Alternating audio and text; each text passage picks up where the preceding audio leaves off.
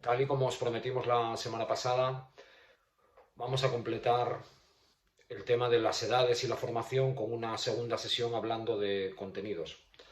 No vamos a elaborar un recetario de tareas, nada más lejos de la realidad, sino que simplemente vamos a presentar un proceso de implementación conceptual de contenidos, el mío, con lo cual quiere decir que ni es la verdad, ni se acerca a la verdad, ni pretende ser la verdad, ni desde luego es un dogma de fe. Simplemente es mi opinión basada en la experiencia y en la investigación y, y, después de haber estudiado mucho el tema y haber leído mucho acerca de todo esto. Antes de nada, me gustaría hacer una pequeña reflexión previa para después continuar adelante. Cuando yo hablo de fútbol, intento tener una visión muy sistémica, muy global del juego. Es decir, eh, para mí el juego no se puede partir en trocitos, para mí el juego no se puede examinar en extractos o trozos de partido, para mí el juego es algo global, continuo. Os diría que para mí a nivel conceptual no existe el ataque y la defensa, existen situaciones en las que disponemos de la pelota y situaciones en las que dispone el rival. Para mí el juego no tiene nada que ver con los estilos, yo creo que los estilos no existen, solo existen en la cabeza de los entrenadores. Para mí no existen los sistemas, también es una referencia que en mi opinión solo existe en la cabeza de los entrenadores. Y para mí existe única y exclusivamente el juego, sin dogmatizarlo, sin tratar de buscarle una respuesta lógica, sino como algo que se presenta de forma viva y sobre todo de forma incierta. Yo soy un creyente absoluto de que todo lo que tenemos que saber del juego está contenido en el reglamento, que a través de sus reglas nos habla de el manejo del balón, de cómo construirnos a partir de él para elaborar procesos y llegar a la portería rival, de cómo a partir de él también nos tenemos que construir para evitar que el oponente llegue a nuestra portería. En el reglamento encontramos todo lo que tenemos que saber acerca de la ocupación de espacios, de su utilización, del manejo del tiempo, que creo que es el otro concepto fundamental que hay que entender en ese juego. En definitiva, yo creo que en la lectura detallada del reglamento encontramos todas las respuestas a un juego que es tremendamente rico y tremendamente apasionante. Como os decía el otro día, el desarrollo futbolístico de un niño va en relación a cuatro planos. Un plano físico o fisiológico, un plano intelectual, un plano emocional y un plano futbolístico que es en el que nos vamos a detener hoy. Sin embargo, me gustaría hacer unos pequeños apuntes en torno a los tres conceptos anteriores. El otro día os decía la importancia de tener un cuerpo técnico multidisciplinar. Para mí un cuerpo técnico multidisciplinar requiere en una cantera de alto nivel un equipo médico con profesionales de primer nivel de la nutrición, de primer nivel de la prevención, de primer nivel de la preparación física, de primer nivel de la readaptación de lesiones, del primer nivel de el análisis del futbolista desde el punto de vista psicológico, profesionales de primer nivel. Para mí el único objetivo de esa herramienta fisiológica que desarrollamos en el niño es convertir a una persona de la calle, que es un niño, en un atleta que juega al fútbol. No en un atleta. El matiz es muy importante. Convertir al niño en un atleta con capacidades para jugar al fútbol profesional. Para mí otro apartado muy importante del tema fisiológico tiene que ver con la creación de hábitos de vida que se acerquen al contexto de un deportista profesional y que, por supuesto, a posteriori generen hábitos de vida saludables. Podemos hablar de horas de descanso, podemos hablar de nutrición, podemos hablar de muchos temas. Pero algo en lo que me quería parar muy importante del tema fisiológico y que tiene que ver con los preparadores físicos, para mí el desarrollo del niño a nivel atlético tiene mucho que ver con todas aquellas cosas que se hacen fuera del entrenamiento. Creo que dentro del entrenamiento el foco principal tiene que ir sobre el fútbol. De hecho, yo creo que el desarrollo atlético de los futbolistas es el único desarrollo que se puede hacer en soledad y de forma individualizada. Hoy en día hay tecnología, medios y profesionales suficientes para conseguirlo. Voy más allá.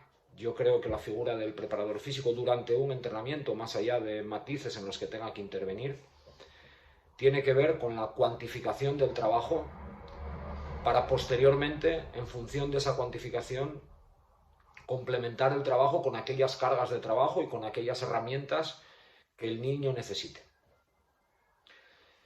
El otro plano en el que entiendo que tienen que intervenir profesionales es en el plano intelectual, en el plano de la pedagogía.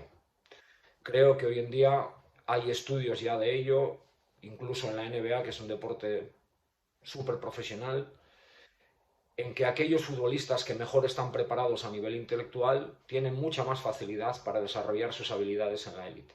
Por eso es tan importante el desarrollo intelectual del niño, no ya desde sus capacidades académicas, también desde sus hábitos de estudio, desde sus hábitos de descubrimiento intelectual, desde sus hábitos de lectura, desde sus hábitos de escritura. El desarrollo intelectual hoy, evidentemente, habilita y capacita a los niños para comprender mejor el deporte y para comprender mejor nuestro juego. Ni que decir tiene del tercer plano, que tampoco me voy a detener mucho porque no soy profesional de ninguno de estos tres y me parece una osadía. Pero creo que el plano emocional, en el que tenemos que enseñar al niño a conectar su inteligencia con sus emociones para saber darle respuesta adecuada a todos aquellos momentos que a lo largo de la vida de un futbolista se van presentando, como puede ser la presión mediática, como puede ser las frustraciones producto de una derrota, como puede ser innumerables situaciones, creo que requiere de profesionales de primer nivel.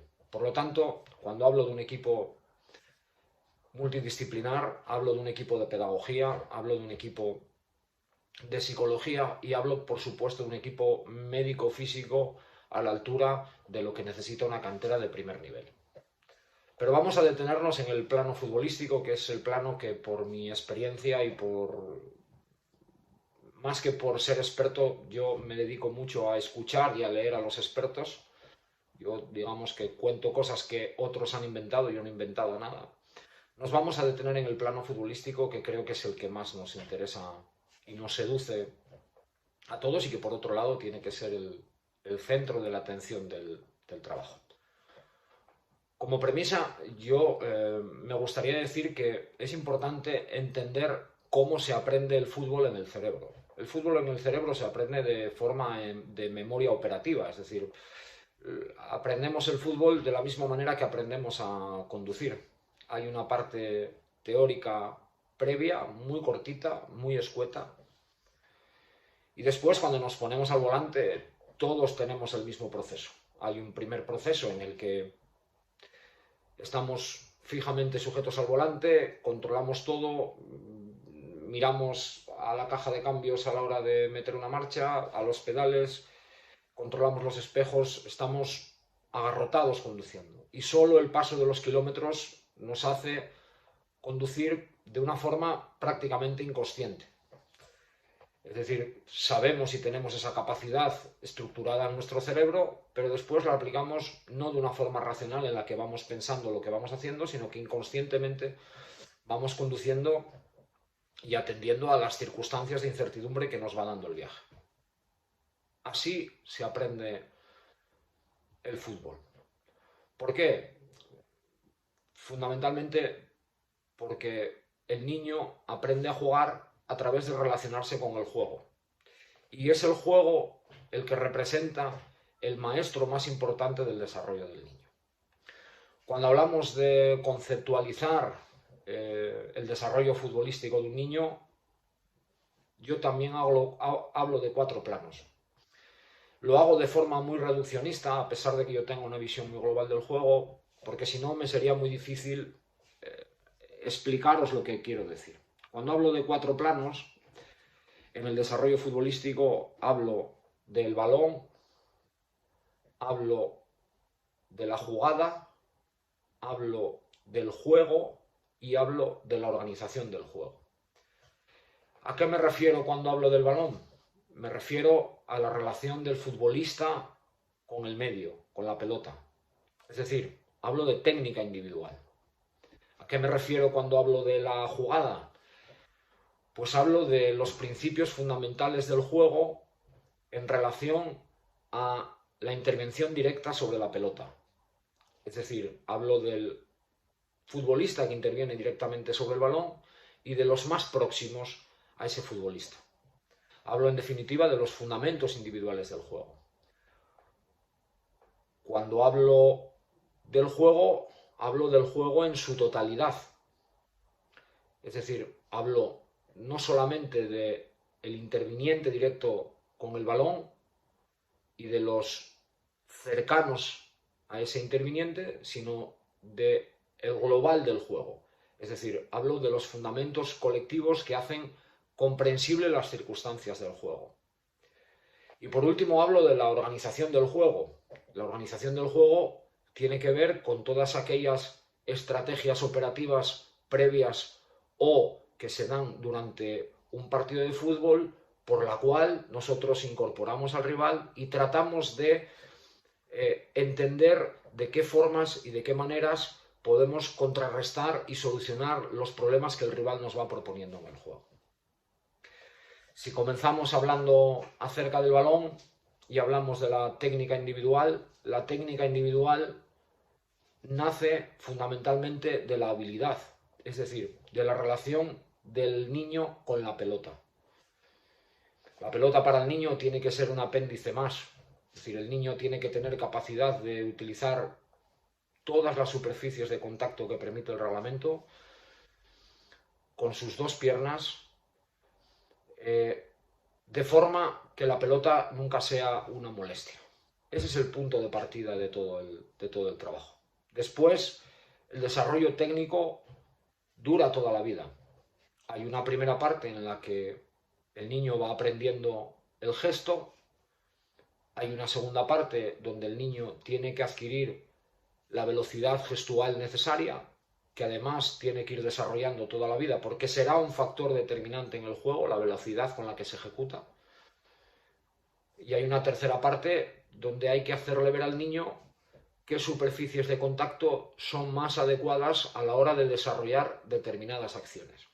No es lo mismo hacer un pase de 5 metros que hacer uno de 25, no es lo mismo chutar a puerta desde el punto de penalti que desde 5 metros fuera del área, no es lo mismo centrar en velocidad que centrar de parado, y todas esas cosas requieren unas superficies de contacto concretas que el niño tiene que ir descubriendo. Pero me gustaría ir un poquito más allá con la técnica. Si todos tenemos claro que es un deporte situacional de resolución de situaciones, la técnica cobra un valor importantísimo. La técnica es la herramienta que nos hace tomar decisiones. Es decir, nuestro espectro de posibilidades nos va a hacer percibir el juego con mayor o menor amplitud. Y me voy a tratar de explicar con un ejemplo muy simple. Si analizamos hoy en día a uno de los mejores centrales que hay en el mundo del fútbol, al chico del Liverpool, a Van Dijk, vemos que es un chico con capacidad para hacer desplazamientos largos de balón de alta precisión de 60-70 metros. Ese chico busca respuestas no solo en sus proximidades del juego, sino también en el amplio espectro que le da todo el abanico del campo. ¿Por qué? Pues porque en su bagaje técnico tiene respuestas ante esas soluciones. Con lo cual, en la medida que vamos reduciendo nuestras posibilidades técnicas, también vamos reduciendo nuestras capacidades de encontrar soluciones al juego. ¿Por qué? Porque inconscientemente buscamos las soluciones en función de aquellas cosas que nosotros podemos resolver. Si nosotros hay determinadas acciones que no podemos resolver porque nuestra técnica, nuestra relación con la pelota nos lo impide, va a ser prácticamente imposible que encontremos soluciones, no que las encontremos, que busquemos soluciones para esas acciones. Por lo tanto, esa es la importancia de la técnica y ese es el inicio de todo. Si hablamos de la jugada, hablamos de dos cuestiones, de una defensiva y de una ofensiva. Las cuestiones defensivas todas empiezan por la misma herramienta. En una jugada, es decir, en un contexto muy cercano al balón, hay un futbolista, el más cercano, que es el encargado de defender la pelota, y el resto de los futbolistas tienen que defender a aquellos futbolistas próximos a la acción. O en su defecto, estar en la ayuda de quien defiende la pelota. De ahí nacen todos los fundamentos defensivos. De ahí nace el acoso, de ahí nace la temporización, de ahí nace la entrada, de ahí nace la distancia que tenemos que guardar con los rivales, de cómo nos tenemos que aproximar a ellos, de cómo nos tenemos que perfilar en función de si lo queremos llevar a un sitio o lo queremos llevar a otro. Ese es el nacimiento de todos los fundamentos. Desde el punto de vista de ataque, para mí, el nacimiento de todo tiene que ver con un orden lógico a la hora de trabajar con la pelota. Y para mí el orden es el siguiente. En primer lugar, el niño debe ser capaz de percibir lo que pasa a su alrededor antes de recibir la pelota. Es decir, de ir elaborando respuestas ante posibles situaciones antes de ser el receptor. En segundo lugar, hay un orden lógico. Si cuando el niño recibe la pelota está solo, lo que tiene que hacer es pararla. Si después de parar la pelota el niño continúa solo, lo que tiene que hacer es conducir. Si cuando tiene la pelota se le aproxima un rival y aparece un compañero en ventaja, tiene que pasar. Y ante la imposibilidad de pasar, porque no tenga ningún compañero en ventaja, el niño tiene que driblar. Si los niños entienden esa secuencia lógica, van a empezar a buscar soluciones al juego. Y desde ese punto de partida, desde esa secuencia lógica, también aparece el trabajo de los próximos a la jugada. Es decir, en función de cómo su compañero reciba la pelota, esos que están próximos a la jugada van a acercarse para darle un apoyo, van a alejarse, van a romper en profundidad. Al final, la relación de la pelota marca los fundamentos individuales de los de alrededor.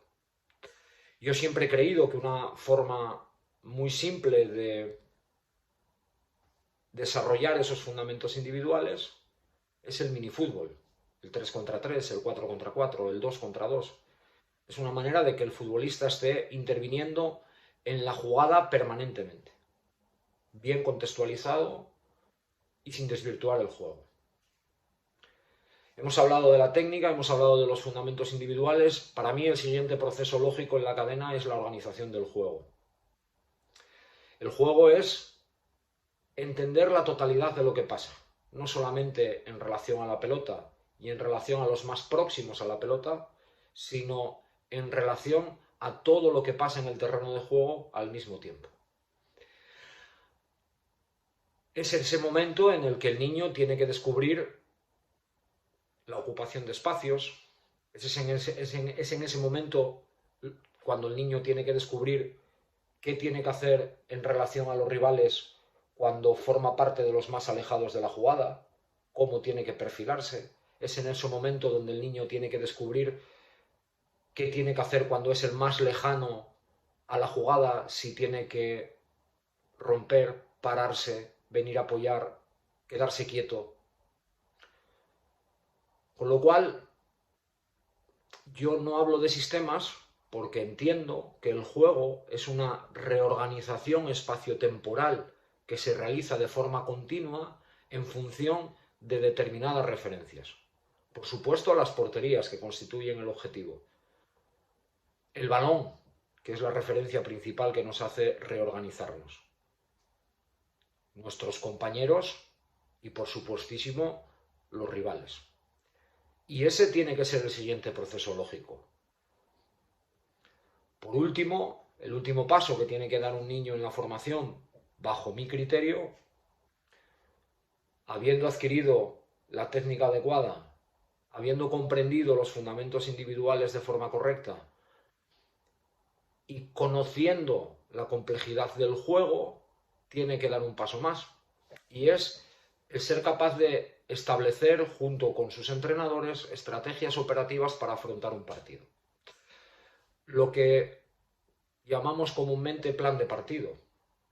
Es decir, el niño tiene que tener herramientas en su bagaje suficientes para que el siguiente paso sea saber dónde y cómo establecer una presión alta, dónde y cómo establecer un bloque medio o dónde y cómo establecer un bloque bajo.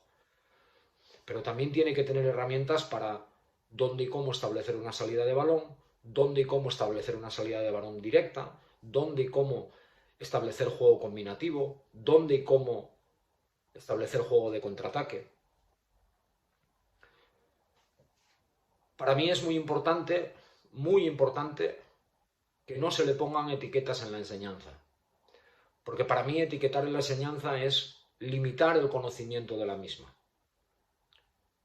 Para mí, un buen equipo de fútbol es aquel que tiene respuestas elaboradas ante situaciones diversas. Yo huyo totalmente del concepto tenemos que jugar siempre a lo mismo. Y por supuesto no pierdo ni un segundo de tiempo en hablar de sistemas. No puedo entender los sistemas si no hablamos de nombres propios. Al final son los futbolistas, sus relaciones y sus capacidades mezcladas entre sí las que provocan las dinámicas de juego. Por eso para mí el proceso lógico es el que os he contado. La técnica, los fundamentos individuales, los fundamentos colectivos y el juego desde el punto de vista de la competición, es decir, la organización del juego. Por último, quiero referirme a un proceso lógico de entrenamiento. Yo creo que en las edades más tempranas tenemos que establecer el entrenamiento en tres partes. Una primera parte donde el niño se relacione única y exclusivamente con el balón. Una segunda parte donde con mínimas intervenciones del entrenador el niño se relacione con la jugada. Y una tercera parte donde sin ninguna indicación del entrenador el niño se relacione con el juego. El siguiente paso es que haya en el proceso del desarrollo del niño un segundo tipo de trabajo, donde haya una primera parte en la que el niño se relacione con el balón y con la jugada en el mismo tiempo. Hay una segunda parte donde el niño se relacione con el juego para conocer conceptos generales. Este tiene que ser un trabajo dirigido y orientado por el entrenador, y hay una tercera parte de la sesión donde el niño se relacione con el juego de forma libre para que experimente aquellos conocimientos que supuestamente se han adquirido. Y la última parte, la parte final del proceso formativo en cuanto a contenidos, requiere que una sesión tenga una parte en la que el niño se relacione con la pelota y la jugada, una segunda parte en la que el niño se relacione con el juego desde el punto de vista de la organización del plan de partido o de los planes de partidos, de la estrategia operativa, y una tercera parte donde el niño se relacione también con el juego. Este es mi proceso, mi forma de entender cómo y de qué manera se deben implementar los contenidos. Pero hay algo muy importante. Este proceso es un viaje. Y los viajes no tienen por qué tener una ruta preestablecida. Es decir, nosotros cuando hacemos un viaje podemos ir en avión, podemos ir en tren, podemos ir en coche o podemos ir caminando. Podemos hacer el viaje sin ningún tipo de parada, podemos hacer el viaje con paradas. Cuando paramos podemos decidir pararnos a comer. Podemos alterar el viaje y cuando hacemos una parada de un día prolongarla durante 2 o 3 porque queremos conocer y explorar mucho más el lugar. Podemos hacer un viaje donde fundamentamos nuestro viaje en la comida rápida, otro donde fundamentamos nuestro viaje en experiencias culinarias que tengan que ver con la cocina tradicional. Es decir, el proceso no tiene que ver con las edades, tiene que ver con la adaptación de los niños a descubrir sus capacidades. Y es ese el baremo que nos tiene que dar a nosotros la posibilidad de ir progresando. Por eso, como decía en mi primera sesión, tenemos que colocar al niño en la parte superior de la formación, tenemos que colocar al maestro fútbol en la parte inferior y utilizamos al entrenador como un vehículo que extraiga del juego aquellas cosas que el niño y el grupo en el que entrena va demandando. Hoy podemos añadir una cosa más. A todo ese proceso hay que añadirle el maestro fútbol. Es decir, es el juego el condicionante principal, el condimento principal para introducir en el entrenamiento. Y es el juego desde un punto de vista reglamentario. Es decir, no invadamos los entrenadores el juego con un montón de normas que desvirtúen el contexto en el que se desarrolla el mismo y consigamos que lo que esté pasando ahí adentro no tenga nada que ver con el juego.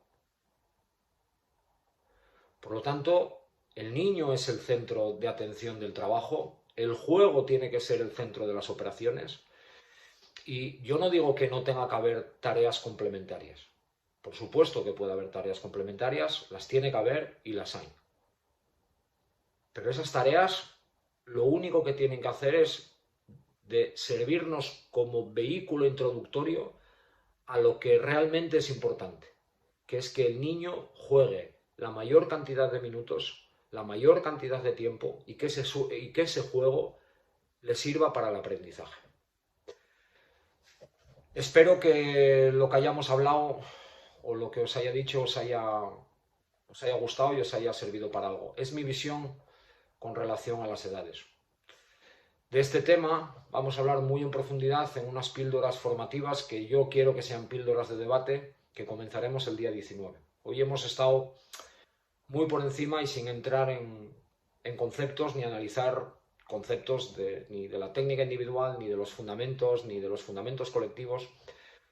Lo haremos muy detalladamente en ese programa de 12 meses con 12 píldoras que tenemos preparado a partir del día 19 de agosto. Recordar que es gratuito y que quien quiera participar solo tiene que ponerse en contacto con la cantera de Lezama. La próxima semana tendremos una entrevista top con un tipo de máximo nivel en canteras que os va a hablar de estas 2 sesiones que hemos elaborado con vosotros. Desde Asturias, muchas gracias y sobre todo, Aupa Atleti.